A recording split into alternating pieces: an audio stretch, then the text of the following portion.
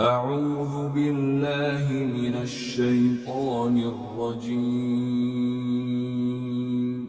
بسم الله الرحمن الرحيم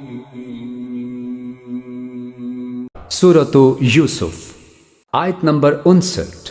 ولما جهزهم بجهازهم قال ائتوني بأخ لكم من أبيكم ألا ترون أني أوفي الكيل وأنا خير المنزلين. ترجمہ: اور جب یوسف نے ان کا سامان تیار کر دیا تو ان سے کہا کہ آئندہ اپنے باپ شریک بھائی کو بھی میرے پاس لے کر آنا. کیا تم یہ نہیں دیکھ رہے ہو کہ میں پیمانہ بھر بھر کر دیتا ہوں اور میں بہترین مہمان نواز بھی ہوں؟ تفسیر: دراصل ہوا یہ تھا کہ جب ان 10 بھائیوں کو ایک ایک اونٹ کے بوجھ کا غلہ مل گیا تو انہوں نے حضرت یوسف علیہ السلام سے کہا کہ ہمارا ایک باپ شریک بھائی ہے جو ہمارے والد کی خدمت کے لیے وہاں رہ گیا ہے اور یہاں نہیں آ سکا، آپ اس کے حصے کا غلہ بھی ہمیں دے دیجئے.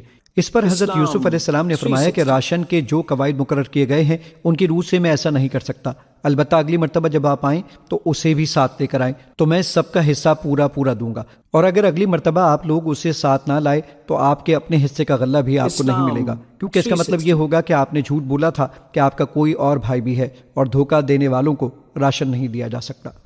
آیت نمبر 60. فإن لم تأتوني به فلا كيل لكم عندي ولا تقربون. ترجمہ: اب اگر تم اسے لے کر نہ آئے تو میرے پاس تمہارے لیے کوئی غلہ نہیں ہوگا اور تم میرے پاس بھی نہ پھٹکنا. تفسیر: اختصار بیان کی وجہ سے شاید کسی کو یہ سمجھنے میں دقت ہو کہ حضرت یوسف علیہ السلام جب اپنی شخصیت کو ان پر ظاہر نہ کرنا چاہتے تھے تو پھر ان کے سوتیلے بھائی کا ذکر کیسے آ گیا، اور اس کے لانے پر اس قدر اصرار کرنے کی کیا معنی تھی، کیونکہ اس طرح تو راز فاش ہوا جاتا تھا. لیکن تھوڑا سا غور کرنے سے بات صاف سمجھ میں آ جاتی ہے. وہاں غلے کی ضابطہ بندی تھی اور ہر شخص ایک مقرر مقدار غلہ ہی لے سکتا تھا. غلہ لینے کے لیے یہ 10 بھائی آئے تھے، مگر وہ اپنے والد اور اپنے 11ویں بھائی کا حصہ بھی مانگتے ہوں گے.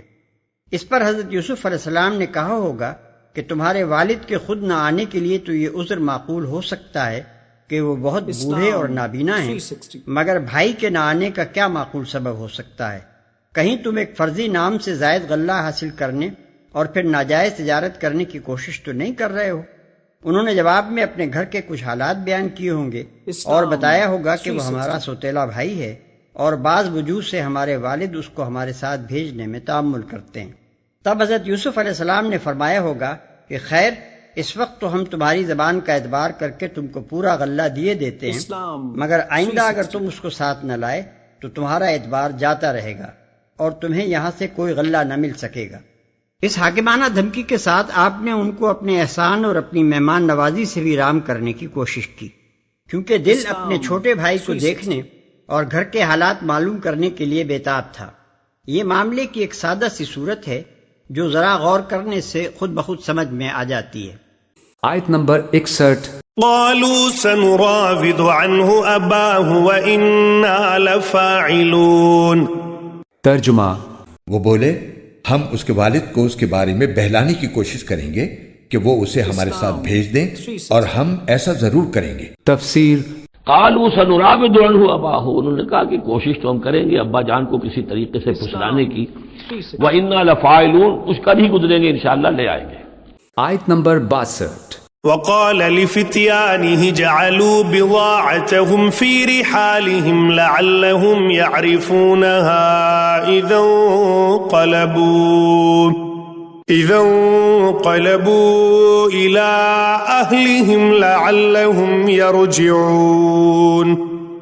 ترجمہ: اور یوسف نے اپنے نوکروں سے کہہ دیا کہ وہ ان بھائیوں کا مال جس کے بدلے انہوں نے غلہ خریدا ہے انہی کے کجاووں میں رکھ دیں، تاکہ جب یہ اپنے گھر والوں کے پاس واپس پہنچیں تو اپنے مال کو پہچان لیں، شاید اس احسان کی وجہ سے وہ دوبارہ آئیں. تفسیر: حضرت یوسف علیہ السلام نے ان بھائیوں کے ساتھ یہ احسان فرمایا کہ غلے کو خریدنے کے لیے جو قیمت انہوں نے دی تھی وہ واپس انہی کے سامان میں رکھوا دی. اس زمانے میں سونے چاندی کے سکوں کے بجائے مختلف قسم کا سامان قیمت کے طور پر استعمال ہوتا تھا. بعض روایتوں سے معلوم ہوتا ہے کہ وہ کنعان سے کچھ چمڑا اور جوتے لے کر آئے تھے، وہی انہوں نے غلے کی قیمت کے طور پر پیش کیے اور اسی کو حضرت یوسف علیہ السلام نے واپس ان کے سامان میں رکھوا دیا۔ یہ ظاہر بات ہے کہ انہوں نے اپنی جیب سے اتنی قیمت سرکاری خزانے میں جمع کرا دی ہوگی۔ آیت نمبر 63۔ فلما رجعوا إلى أبيهم قالوا يا أبانا منع منا الكيل فأرسل معنا أخانا نكتل وإنا له لحافظون۔ ترجمہ۔ چنانچہ جب وہ اپنے والد کے پاس واپس پہنچے تو انہوں نے کہا، ابا جان، آئندہ ہمیں غلہ دینے سے انکار کر دیا گیا ہے، لہٰذا آپ ہمارے بھائی بنیامین کو ہمارے ساتھ بھیج دیجئے تاکہ ہم پھر غلہ لا سکیں، اور یقین رکھیے کہ ہم اس کی پوری پوری حفاظت کریں گے۔ تفسیر۔ یعنی اگر ہم بنیامین کو ساتھ لے کر نہ گئے تو ہم میں سے کسی کو غلہ نہیں مل سکے گا۔ آیت نمبر 64۔ قال هل آمنكم عليه إلا كما أمنتكم على أخيه من قبل فالله خير حافظا وهو أرحم الراحمين۔ ترجمہ۔ والد نے کہا، کیا میں اس کے بارے میں تم پر ویسا ہی بھروسہ کروں جیسا اس کے بھائی یوسف کے بارے میں تم پر بھروسہ کیا تھا؟ خیر، اللہ سب سے بڑھ کر نگہبان ہے اور وہ سب سے بڑھ کر رحم فرمانے والا ہے۔ تفسیر۔ قال هل آمنکم علیہ، حضرت یعقوب نے فرمایا کیا میں تم پر اعتبار کروں اس کے بارے میں؟ الا کما امنتکم علی اخیہ من قبل، کیا اسی طرح تمہارے اوپر میں اعتبار کر لوں جیسے کہ میں نے اس کے بھائی یوسف کے بارے میں تم پر پہلے جو ہے وہ اعتبار کیا تھا؟ فاللہ خیر حافظ، ویسے تو اللہ تعالیٰ ہی ہے بہترین محافظ، وہو ارحم الراحمین، اور وہی ہے تمام رحم کرنے والوں میں سب سے بڑھ کر رحم کرنے والا۔ آیت نمبر 65۔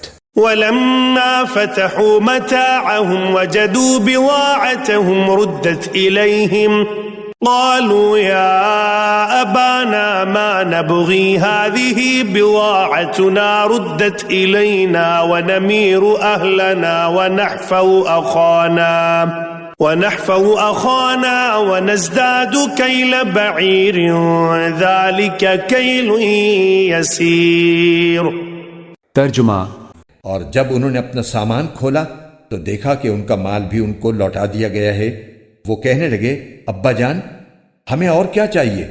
یہ ہمارا مال ہے جو ہمیں لوٹا دیا گیا ہے، اور اس مرتبہ ہم اپنے گھر والوں کے لیے اور غلہ لائیں گے، اپنے بھائی کی حفاظت کریں گے اور ایک اونٹ کا بوجھ زیادہ لے کر آئیں گے۔ اس طرح یہ زیادہ غلہ بڑی آسانی سے مل جائے گا۔ تفسیر۔ ولما فتحوا متاعهم وجدوا بضاعتهم ردت الیہم، جب انہوں نے اپنا سامان کھولا، کجاوے کھولے، تو انہوں نے یہ دیکھا کہ ان کی پونجی بھی انہیں لوٹا دی گئی ہے جو انہوں نے قیمت کے طور پر دی تھی۔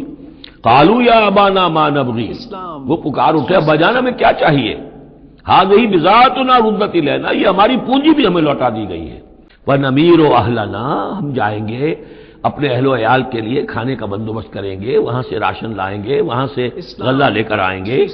نحفظ اخانا، اپنے بھائی کی ہم 10 ہیں اس کی حفاظت کریں گے۔ ونزداد کیل بعیر، اور ایک اونٹ کی کجاوا جو ہے، اونٹ کا جو بورا ہے وہ ہم لے کر آئیں گے مزید۔ ذالک کیل یسیر، یقیناً یہ بڑی آسان شے ہے جو ہمیں مل جائے گی۔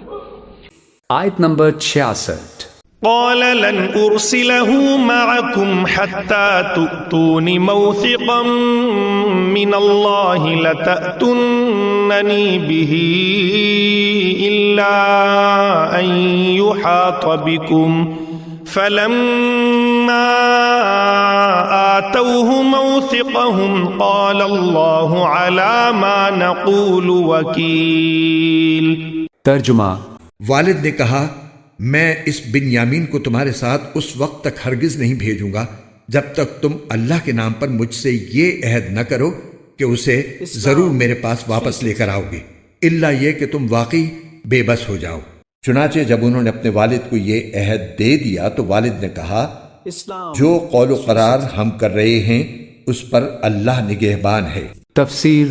قال لن ارسلہ معکم، حضرت یعقوب نے کہا ہرگز نہیں بھیجوں گا میں اسے تمہارے ساتھ، حتیٰ توتون موثقا من اللہ، یہاں تک کہ تم بڑی گاہی قسم کھاؤ میرے سامنے اللہ کی لتاتوننی بھی کہ تم لازماً اسے لے کر آؤ گے واپس، الا یحاط بکم، الا یہ کہ تم سب کو گھیرے میں لے لیا جائے، کوئی ایسی مصیبت آ جائے تم سب ہلاک ہو جاؤ، ہو سکتا ہے کہیں تم سب کو ہی پکڑ کے قید کر دیا جائے، وہ اور بات ہے، لیکن بصورت دیگر تمہیں اس کو لانا ہوگا واپس۔